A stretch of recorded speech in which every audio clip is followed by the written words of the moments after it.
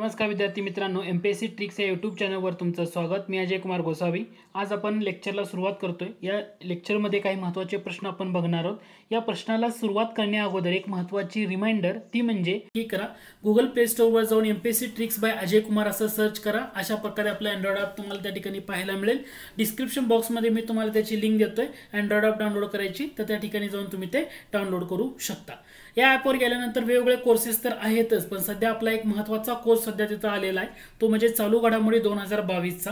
या घडामोडीमध्ये जवळपास तुम्हाला डिसेंबर 2022 पर्यंत होणाऱ्या सर्व एक्झामसाठी तुम्हाला त्या ठिकाणी घडामोडी पाहायला मिळतील। जानेवारी 2021 पासूनच्या घडामोडी आपण त्या ठिकाणी कव्हर करतोय। महत्त्वाचं म्हणजे प्रत्येक व्हिडिओ तुम्हाला कितीही वेळा पाहता येईल, अनलिमिटेड वेळा व्हिडिओ पाहता येईल। पीडीएफ तुम्हाला मिळेल, ते डाउनलोड करून तुम्ही त्याच्या प्रिंट घेऊ शकता आणि कोर्स हा 31 डिसेंबर पर्यंत असेल। ओके, हे लक्षात घ्या। याच्यामध्ये कोर्स विकत घेण्याअगोदर तुम्हाला काय करायचं आहे किंवा 2022 मधल्या घडामोडी सध्या अपलोड केलेल्या आहेत महिन्या वाईज, जानेवारी, फेब्रुवारी, मार्च, एप्रिल, आता मे होतोय, मग त्यानंतर येणाऱ्या पुढच्या घडामोडी तिथं अपलोड होतील। 2021 मधल्या घडामोडी डिटेलमध्ये कव्हर आहेत। त्याचबरोबर तुम्हाला चालू घडामोडी ऑनलाईन टेस्ट सिरीज सुद्धा त्या ठिकाणी आपण कव्हर केलेले आहे। तर नक्की डाउनलोड करा आपला अँड्रॉइड ॲप। डिस्क्रिप्शन बॉक्समध्ये लिंक आहे, त्या लिंकवर जाऊन तुम्ही जॉईन करू शकता। तर आज आपण ॲक्च्युली आपलं जे लेक्चर आहे त्याला किंवा कॅग असं पण म्हणतो, हा टॉपिक आहे, सध्या चर्चेतलं पद आहे, त्याच्यामुळे या घटकावर थोडंसं फोकस करा। आता कॅग या घटकासंदर्भात जेव्हा तुम्ही अभ्यास करता तेव्हा पहिला घटक भारतीय राज्यघटनेच्या कोणत्या भागामध्ये ह्या तरतुदी बघायला मिळतील, तर भारतीय राज्यघटनेचं भाग 5 त्यामधील येणारं प्रकरण 5 याच्यामध्ये तुम्हाला कॅगच्या तरतुदी बघायला मिळतील। भारतीय राज्यघटनेतलं कलम विचारलं तर 148 पासून 151 कलमापर्यंत तुम्हाला भारताचे नियंत्रक व महालेखापरीक्षक पदाबाबत तरतुदी पाहायला मिळतील। आता यामधलं 148 नंबरचं जे कलम आहे, ओके, कोणतं कलम? कलम नंबर 148, आर्टिकल 148, याच्यामध्ये या स्वतंत्र म्हणजे कॅग या पदाबाबत घटनात्मक पदाची नेमणूक आहे, ठीक आहे, तरतूद केलेली आहे। आता कॅग यांची नियुक्ती कोण करणार आहेत? भारताचे राष्ट्रपती म्हणजे प्रेसिडेंट काय करणार आहेत? यांची नियुक्ती करणार आहेत। आता यानंतर आता कॅग या पदाबाबत तुम्हाला जर असं विचारलं, कॅग या पदाचा पदावधी घटनेमध्ये नमूद केला आहे का? तर त्याचं उत्तर आहे घटनेमध्ये निश्चित आहे का? तर घटनेमध्ये निश्चित नाही, पण संसदेनं कायदा केलाय आणि संसदीय कायद्यानुसार ते काय केलेलं आहे, 6 वर्ष किंवा वयाची 65 वर्ष यापैकी जो अगोदर होईल तो त्या ठिकाणी असणार आहे। म्हणजे संसदीय कायद्याने सर्वोच्च न्यायालयाचा जो न्यायाधीश आहे त्या न्यायाधीशाप्रमाणे पद ग्रहण केल्यापासून 6 वर्ष किंवा वयाची 65 वर्ष पूर्ण होईपर्यंत या अगोदर जो घडेल तो असणार आहे।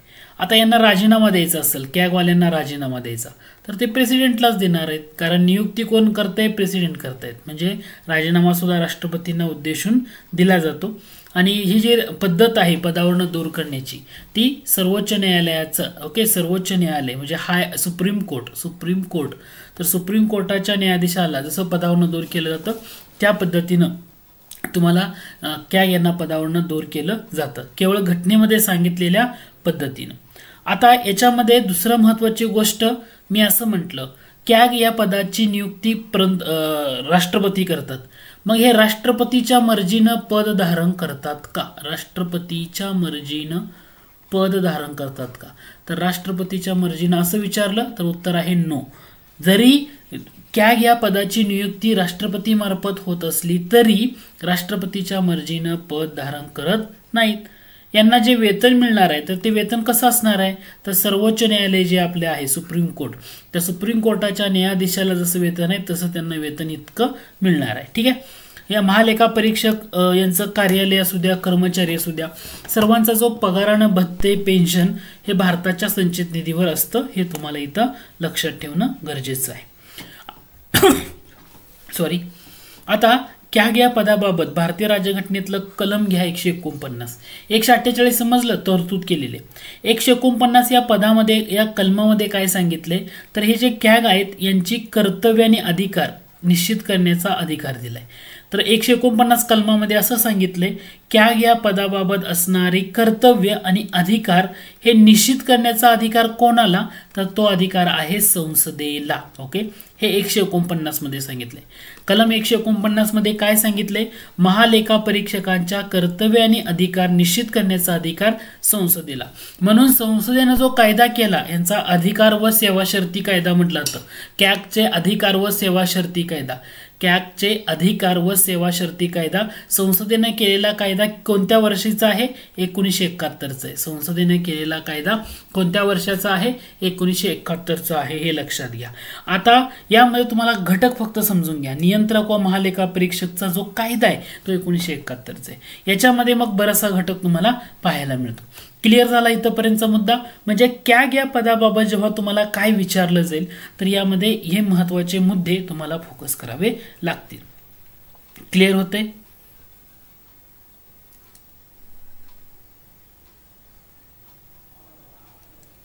ओके, परत एकदा या घटकाला आपण फोकस करूया. कॅग भारताचे नियंत्रक व महालेखा परीक्षक, controller and auditor general of India.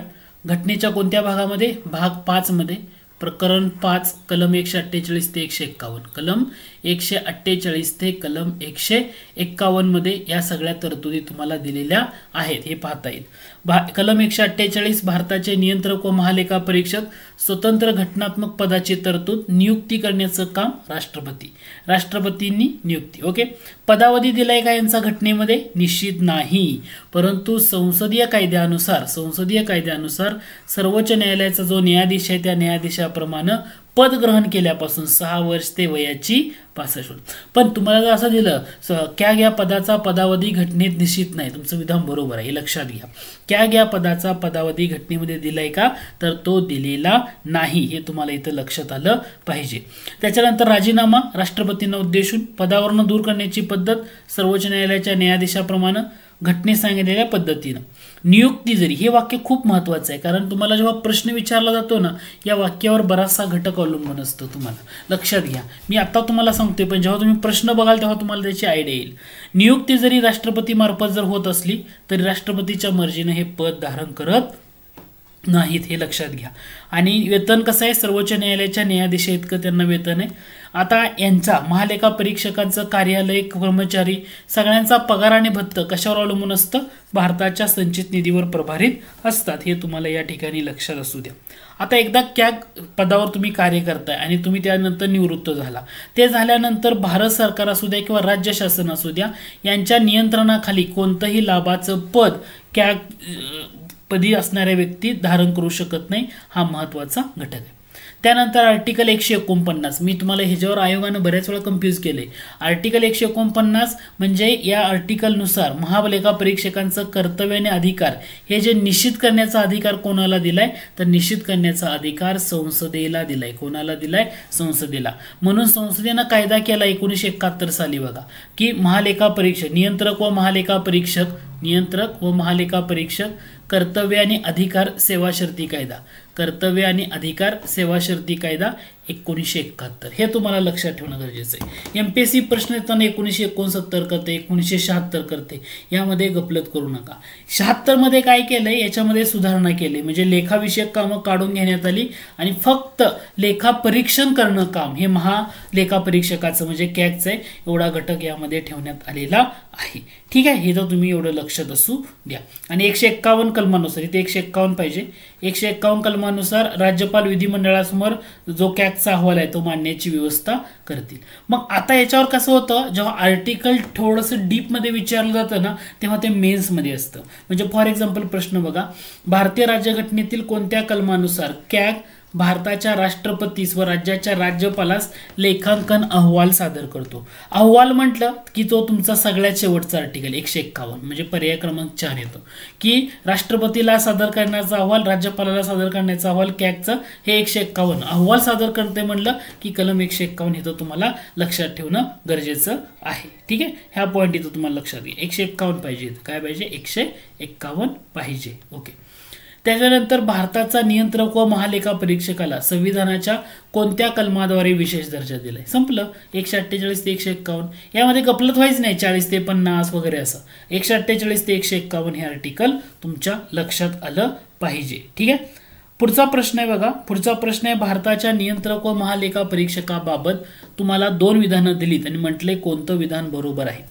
त्यांना त्यांच्या कार्यकाळाची हमी दिलेली आहे. कार्यकाळाची हमी दिली आणि दुसरं विधान आहे राष्ट्रपतींची मर्जी असेपर्यंत. कार्यकाळाची हमी म्हणजे कसं तर त्यांना सर्वोच्च न्यायालयाच्या न्यायाधीशाप्रमाणे झाले ना 6 वर्ष किंवा वयाची 65 वर्ष. परंतु राष्ट्रपतीची मर्जी असेपर्यंत पद धारण करतात का तर पद धारण करत नाहीत. याचा अर्थ पहिलं विधान बरोबर आहे पण दुसरं चुकीचं आहे म्हणून पर्याय क्रमांक 1 आहे. नियुक्ती जरी राष्ट्रपती मार्फत होत असली कॅग पदाची नियुक्ती जरी राष्ट्रपती मार्फत होत असली पॉइंट लक्षात घ्या कॅग पदाची नियुक्ती जरी राष्ट्रपती मार्फत होत असली तर पद राष्ट्रपतीच्या मर्जीनं धारण करत नाहीत. हे मुद्दा खूप महत्वाचा आहे. परीक्षेला याच्यावर बऱ्याच वेळा कन्फ्यूज केलं जातं. लक्षात आहे कॅग पदाच्या बाबतीमध्ये ना हा मुद्दा नक्की लक्षात घ्या. ओके. पुढचा प्रश्न बघा. तुम्हाला 4 विधानं दिलीत आणि कॅग पदाबाबत योग्य पर्याय निवडा असं म्हटले. आता एक एक पद बघूया बरोबर की चूक ते शोधत जाऊया. ते राष्ट्रपतीकडून नियुक्त केला जातो. डेफिनेटली बरोबर आहे. राष्ट्रपतीकडून नियुक्त केले जातात का तर हो. संसदेच्या दोन्ही सभागृहाचे विशेष बहुमताने ठराव पारित होण्याच्या आधारावर पंतप्रधानाकडून त्याला पदावरून काढले जाते. आता कॅग यांना पदावरून काढताना पंतप्रधानाकडून काढलं जातं का नाही तर ते राष्ट्रपतीकडूनच पदावरून दूर केलं जातं. जसं सर्वोच्च न्यायालयाच्या न्यायाधीशाला पदावरून दूर केलं जातं तसं राष्ट्रपतीच करतात त्या पद्धतीनं. त्याच्यामुळे दुसरं विधान चुकीचं आहे. आणि जर 2 चुकीचं असेल तर हा ऑप्शन आणि हा ऑप्शन इलिमिनेट होतो. यातला तुमचा 4 इलिमिनेट होतो कारण 1 बरोबर आहे म्हणून उत्तर असणार आहे पर्याय क्रमांक 3 1 आणि 2 बरोबर. म्हणजे तुमची 2 उदाहरणं पुढची न बघता तुम्ही म्हणताय 1 आणि 3 बरोबर आहे. बघा आता संसदेच्या दोन्ही सभागृहाचे विशेष बहुमताने ठराव पारित होण्याच्या आधारावर राष्ट्रपतीकडून त्याला पदावरून काढले जाते. राष्ट्रपतीकडून काढले ते पण ठराव कुठं संसदेमध्ये. हिथं काय केलंय लोकसभेमधलं म्हटलंय आणि हिथं म्हणते वित्तमंत्र्याकडनं काढलं जातं. वित्तमंत्र्याकडनं पदावरून दूर काढलं जाऊ शकत नाही आणि लोकसभा दिले त्यामुळे हे सुद्धा चुकीचं आहे म्हणून 1 आणि 3 बरोबर. घटक लक्षात येतोय का. कॅग यांना पदावरून दूर करताना संसदेच्या दोन्ही सभागृहाचं विशेष बहुमत ते ठराव पारित होण्याच्या आधारावर राष्ट्रपतीकडून त्यांना पदावरून काढलं जातं ना की वित्तमंत्र्याकडून ना की पंतप्रधानाकडून. हा घटक तुम्हाला या ठिकाणी लक्षात घ्या. समजा कॅग यांना असं वाटलं मला राजीनामा द्यायचा आहे तर राजीनामा देताना राष्ट्रपतींना उद्देशून ते राजीनामा देऊ शकतात. कोणाला राष्ट्रपतींना उद्देशून राजीनामा देऊ शकतात. पॉइंट आहे पॉइंट समजून घ्या. यानंतर तुम्हाला बराचसा घटक क्लिअर होऊन जातो. ठीक आहे. पुढील प्रश्न बघा. येस खालील विधानातून योग्य पर्याय निवडा असं म्हटले. तुम्हाला देताना 3 विधानं दिलीत आणि कोणतं विधान योग्य आहे ते ओळखा म्हटले. भारतीय लेखा व लेखा परीक्षण विभाग हा नियंत्रक व महालेखा परीक्षक यांच्या नियंत्रणाखाली कार्य करतो. बरोबर आहे. संसदेने नियंत्रक व महालेखा परीक्षकांची कर्तव्य अधिकार सेवा अटी बाबतचा अधिनियम 1969 मध्ये मंजूर केला. आत्ताच बघितलं आपण भारतीय राज्यघटनेच्या कलम 149 नुसार कॅग या पदाचे अधिकार आणि कर्तव्य याबाबतचा कायदा करण्याची जिम्मेदारी कोणाला दिली संसदेला दिली आणि संसदेनं कोणत्या साली कायदा केलाय 1971चा तो अधिनियम आहे. इथे 1969 दिले म्हणून चुकीचं आहे आणि या अधिनियमामध्ये 1976 मध्ये बदल झाला आणि फक्त लेखा परीक्षण म्हणजे लेखाविषयक कामं काढून घेतली आणि आता त्यांच्याकडे फक्त लेखा परीक्षणाची जबाबदारी दिलेली आहे. म्हणजे घटक समजला. दुसरं विधान चुकीचं आहे डेफिनेटली क्लिअर झालं. आणि जर दुसरं चुकीचं असेल तर इथं 2 आहे इथं 2 आहे इथं 2 आहे म्हणजे हे तिन्ही ऑप्शन तुमचे इलिमिनेट होतात. पर्याय क्रमांक 1 हे बरोबर आहे. म्हणजे पर्याय क्रमांक 1 हे तुमचं करेक्ट आन्सर आहे. म्हणजे नियंत्रक व महालेखा परीक्षक यांच्या निर्देशानुसार महाराष्ट्राच्या महालेखापाल यांना आपली कर्तव्य व कार्य पार पाडावी लागतात. हे बरोबर आहे. ठीक आहे. म्हणजे पॉइंट लक्षात घ्या. कन्सेप्ट एकदा लक्षात घ्या. तो समजला की तुम्हाला कसाही प्रश्न विचारू द्या तुम्ही उत्तर देऊ शकताय. हे लक्षात घ्या. हा आर्टिकल 149. ठीक आहे. 1971चा अधिनियम आहे हे पण इथं महत्वाचं आहे आणि 1976 मध्ये बदल केला. केवळ लेखा परीक्षण विषयक जबाबदारी कॅग यांच्यावर आता ठेवण्यात आलेली आहे. ठीक आहे. पुढचा प्रश्न बघा. नियंत्रक व महालेखा परीक्षकाबाबत योग्य पर्याय निवडा. तुम्हाला देताना दिलीत विधानं 3 आणि म्हटले कोणतं विधान योग्य आहे ते ओळखा.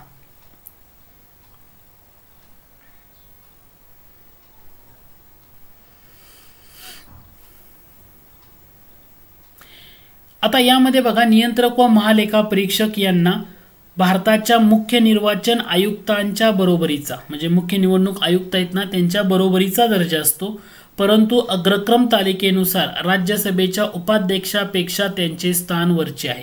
अलीकडच्या काळात हे अग्रक्रम तालिका जो घटक आहे ना तो बऱ्याच वेळा विचारला जातो. तर हे करेक्ट येतं का नाही आपल्याला कन्फर्म करण्यासाठी तुम्हाला अग्रक्रम तालिका हा घटक या ठिकाणी बघावा लागतो. आता अग्रक्रम तालिकेमध्ये जर तुम्ही बघायला गेला तर सुरुवातीला बघा, राष्ट्रपती आपले 1 नंबरला असतात. 1 नंबरला कोण येतात? राष्ट्रपती येतात. मी सांगतो घटक बघा.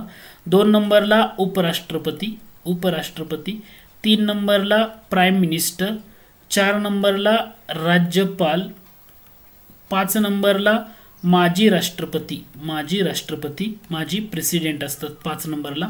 6 नंबरपेक्षा 5A म्हणून एक परत ॲड केलाय तो घटक असतो, त्यामध्ये उपपंतप्रधान. ओके, याच्यामध्ये लोकसभा अध्यक्ष.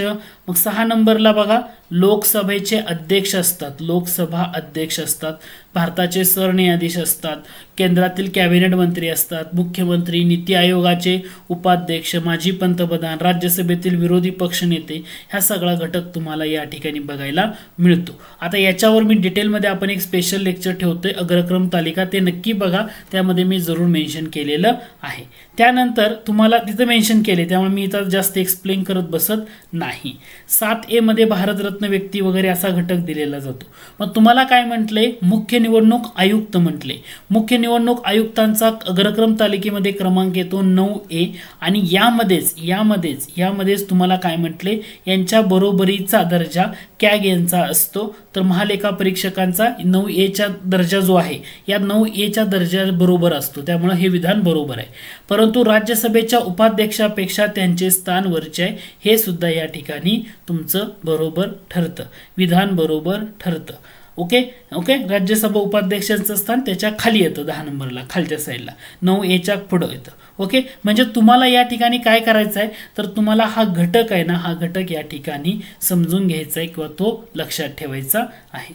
आता भारतीय लेखा परीक्षण विभागात कार्यरत असणाऱ्या व्यक्तीच्या सेवा शर्ती राष्ट्रपतींच्या सल्ल्यानं, बरोबर आहे, आणि कॅग यांचे वेतन हे संसदेमार्फत, कायद्यामार्फत ठरलं जातं, संसदेमध्ये राष्ट्रपती मार्फत नाहीये, त्याच्यामुळे विधान जे आहे 3 नंबरचं चुकीचं आहे. जर 3 नंबरचं चुकीचं असेल तर 1 आणि 2 या ठिकाणी तुमचं बरोबर असणार आहे. ठीक आहे, म्हणजे तुम्ही लक्षात ठेवा, वेतन आणि भत्ते इथं लक्षात काय ठेवायचं आहे, याच्यावर पण आयोगानं बऱ्याच वेळा कन्फ्यूज केले. कॅग यांचं वेतन आणि भत्ते कोण ठरवतं? संसद ठरवते, कारण तिथं कायदा संसदेमध्ये चर्चा करून ते ठरवलं जातं, संसदेमधून येतं, म्हणजे इथं राष्ट्रपतीद्वारे येत नाही, संसदेमधून. आता तुम्हाला आयोगाचाच प्रश्न दाखवतो, म्हणजे तुम्हाला कळेल.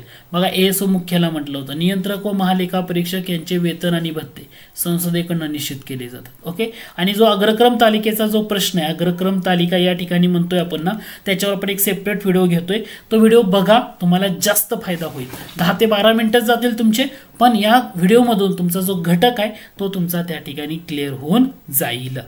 ठीक आहे, पुढचा प्रश्न बघा. प्रश्न असा विचारला होता, भारताचे नियंत्रक व महालेखा परीक्षक यांना पदावरून दूर करण्यासाठी खालीलपैकी कोणाला पदावरून दूर करण्याची कारणे व पद्धत वापरली जाते, म्हणजे कोणाप्रमाणे. आता नियंत्रक व महालेखा परीक्षक यांना पदावरून दूर करायचं तर कोणाच्या प्रमाणे केलं जातं? ऑब्विसली UPSCच्या अध्यक्षाप्रमाणे नाही, महान्यायवादी नाही, लोकसभा सभापती नाही, सर्वोच्च न्यायालयाच्या न्यायाधीशाप्रमाणे. हे ऑलरेडी आपण बघितले, म्हणजे तुमचा घटक लक्ष देतोय का? कन्सेप्ट काय आहे तो फक्त महत्वाचा आहे. दुसरा घटक कॅग, राष्ट्रपतीच्या मर्जीनं पद, म्हणजे राष्ट्रपतीच्या वतीनं नियुक्ती होती पण राष्ट्रपतीच्या मर्जीनं पद धारण करत नाहीत, हा घटक लक्षात घ्या. 2 घटक लक्षात घ्यायचे. काय लक्षात ठेवायचं कॅगच्या बाबत? राष्ट्रपतींच्या मर्जीनं पद धारण करत नाहीत आणि वेतन संसदेमार्फत निश्चित केलं जातं, वेतन संसदेमार्फत. हे तुम्हाला 2 पॉईंट इथं लक्षात ठेवावे लागतात कॅगच्या बाबतीमध्ये. आता बघा, कॅग पदाबाबत तुम्हाला काय केलंय, 4 विधानं दिलीत बघा, आणि म्हटलंय कोणतं विधान यामध्ये बरोबर आहे. ओके, बरोबर आहे असं विचारलंय.